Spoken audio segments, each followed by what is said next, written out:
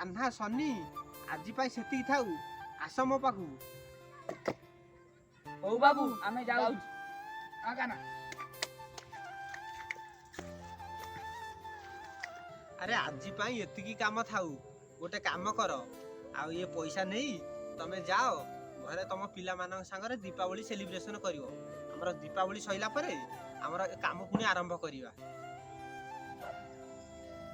ହଉ ଏ ପଇସା ତୁ ରଖ, ଏ ପଇସା ତୁ ରଖ। ହଉ ତମେ ଯାଅ ଘରକୁ ତୁମ ପିଲାମାନଙ୍କ ସାଙ୍ଗରେ ସେଲିବ୍ରେସନ କରିବ। ଯାଅ।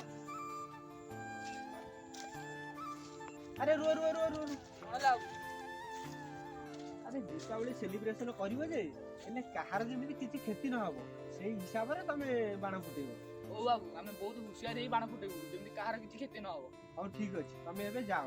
ଆରେ ସନି, ଆମ ବାବୁ କେତେ ଭଲ। ଆମ ମନ କଥା ସିଏ ବୁଝିପାରି ଆମେ ନ ମାଗିବା ପୂର୍ବରୁ ଆମକୁ ପଇସା ଦେଇଦିଏ। ହଁ କାହ୍ନା ତୁ ଠିକ କହୁଛୁ।